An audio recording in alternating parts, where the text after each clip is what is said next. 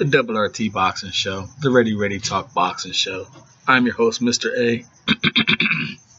Thank you for tuning in. Thank you for your time and support.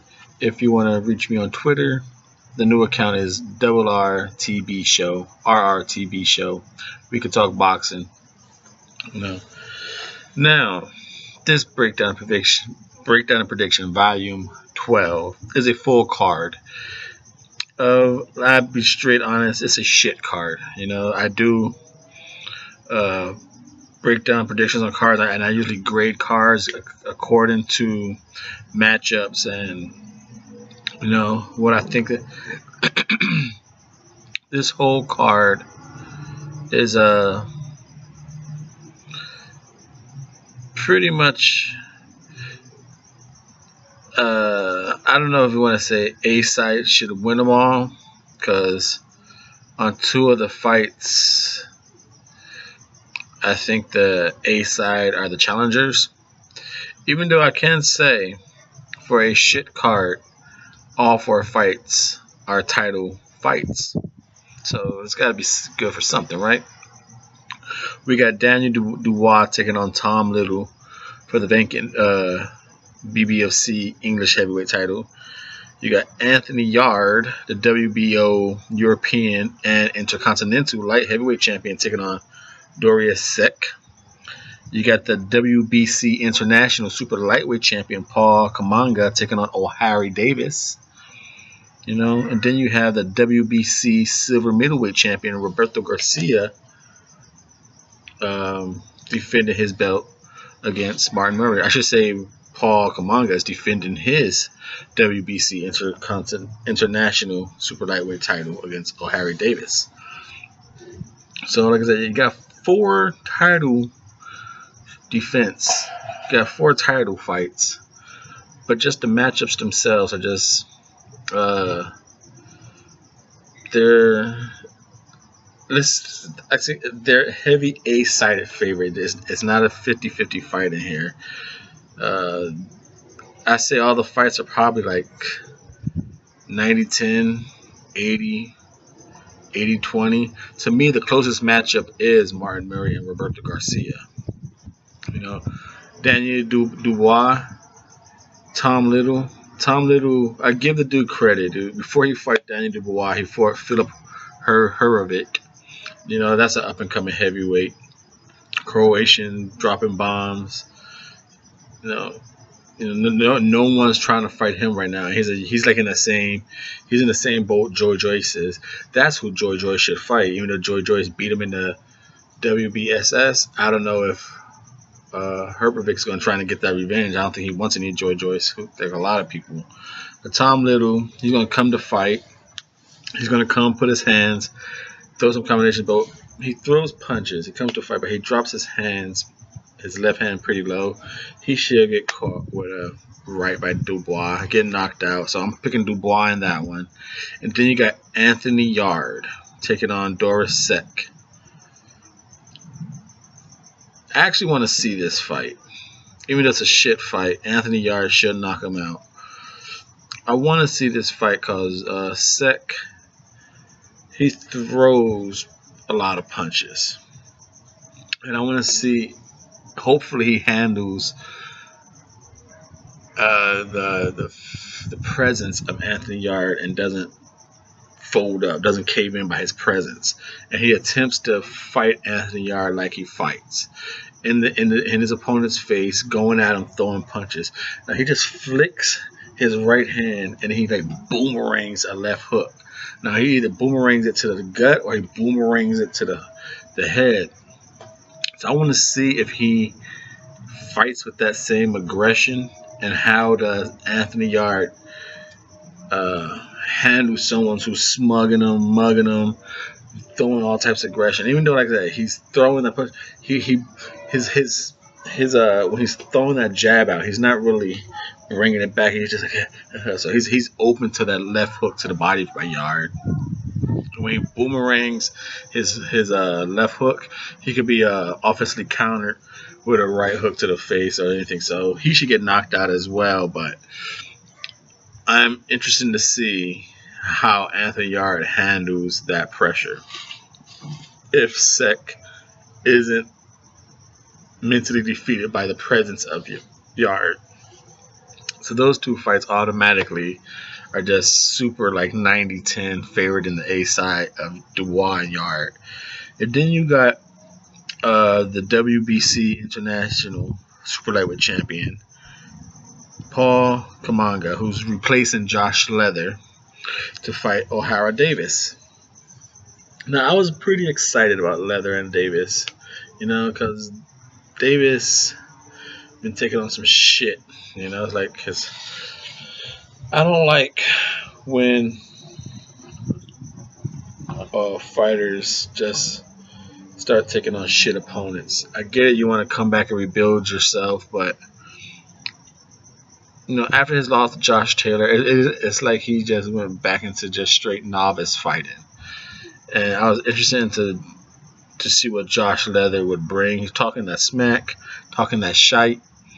And Paul Kamanga, they give it to him. He's a WBC International Champion. He has a belt. I'm down for belts. I like belts. A lot of people around the world and YouTube don't give these type of belts credit. I think it builds fighters' credibility, helps them get known in their region. Makes them, you're always working to build a brand, build yourself a star. And if you have one of these belts, it gives more oomph, more flair to your character, to the crowd likes you. So these belts are for something besides sanctioned bodies making money. Now, Kamanga, to me, this is a fight as well. Kamanga, to me, and I didn't even break down the other two fights because they're not really there's no type of skills involved. They're just both come forward fighters taking on Yarde and Dubois. Their only chance is to come forward and just throw punches and get lucky. Now this one, Kamanga,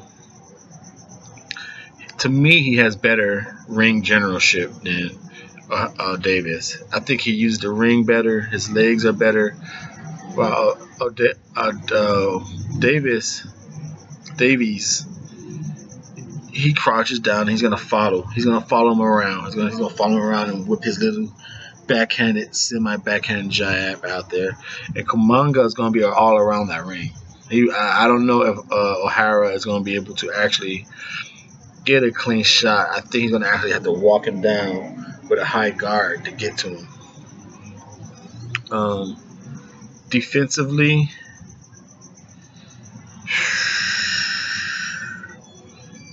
Harold Davies has that long jab, and that's going to be his defense, keeping that gap. I like Kamanga's legs. He has a nice guard. I even think he has a better punch selection. I think he throws more punches. He has a better motor. He works the body and upstairs better. Now, what O'Hara Davies has is that the power. I believe he's an orthodox fighter. I believe. Yeah, so he's always jabbing with his left hand and whipping that right hand around. Now with that long ass reach, that's gonna help him because he's gonna win this fight. He's probably gonna knock Kamanga out as well. What's gonna win this fight from is Kamanga doesn't have pop on his punches. He's a point puncher. He throws a lot of punches up and down on the body, uppercuts, hooks, body stabs, but they're all points. I don't see nothing that's gonna give O'Hara Davies any threat not to come in. He's not gonna be scared to eat a punch to deliver his punch, and especially with that long ass reach. It's gonna be hard for Kamanga to even get in to score his pity pat point punches. So I'm going with O'Hara Davies, eventually walking him down, knocking him out as well. So that's 3 knockouts for 3 fights right here. Now this fight, the main event, those other fights were like 90-10. They weren't 50-50 fights. They're 90-10, 80-20. That's it. 90-10 for Yarde and Dubois, and 80-20 for Kamanga and O'Hara. Now, this Martin Murray and Roberto Garcia fight, it's not a 50-50 fight. I do believe Martin Murray is the more talented fighter, but out of 44 fights, Roberto Garcia has 3 losses, but never been stopped. He's 38 years old, so maybe his punch resistance might finally break that night. But I'm saying that fight is probably like a 60-40. It's a 60-40 Martin Murray favorite. Now, because to me, these guys fight on the same level. You know, they both know the punches to throw. Robert Garcia, he's good. He throws hooks to the body, uppercuts, body stab, jabs. Now, what separates him, he's a high guard, come forward fighter, pressure, lean on you. Oops, sorry, I headbutt you type fighter. And he needs it to be an ugly dog fight. You know, jab himself in this rough and tumble, ugly dog fight. Whereas Martin Murray, if it comes down to it, he could stand in the middle of the ring and keep the distance and beat Garcia on a jab and outpoint him. Now, Roberto Garcia needs to make this an ugly fight, hold Murray, you know, throw him down accidentally, rush him to the ropes, work the body shots, because they're both good body hitters. Like I said, Martin Murray is a cleaner. His technique is cleaner.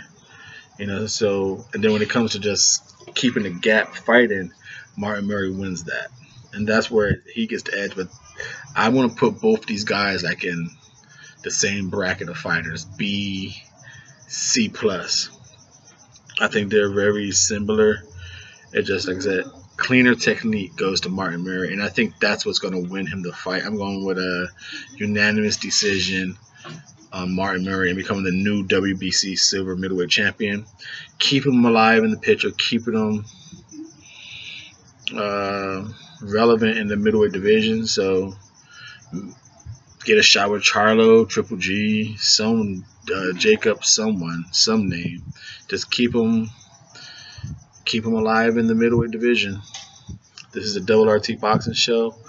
A quick rundown of that Queensbury promotion card on the 23rd, this Saturday, at the O2 Arena in London, Greenwich, London, United Kingdom. 4 title shots, but so heavily favored for the A side. And I do believe the A side is Yarde, Dubois, Davies, and Murray. I'm going for an A side clean sweep, and I give this card on paper a D. Now, hopefully, these guys put up some hella fights, and the D becomes something else. Once again, you can find me, Mr.A, on Twitter at RRTB Show, Double RTB Show. So if you want to talk Twitter, talk some boxing talk, share some tweets. I'm going on that to expand the show, help grow the show. You know, so please help me out. Now on Saturdays, you ever notice why I do a lot of videos at night? I work and I miss a lot of the fights live, so I always catch them on a late replay, or sometimes I just hope they're posted on YouTube, or I gotta watch I got DVR on Showtime, or I go back on the ESPN app and gotta watch the DVR on that. So that's why a lot of my videos are at night. I miss a lot of the fights live. This is the Double RT Boxing Show. I am your host, Mr. A. Help the show grow. Thumbs up. Please subscribe. Go on Twitter. Help me out. Share it. Do all that good stuff. See you on the next one. Thanks for tuning in. Appreciate your time.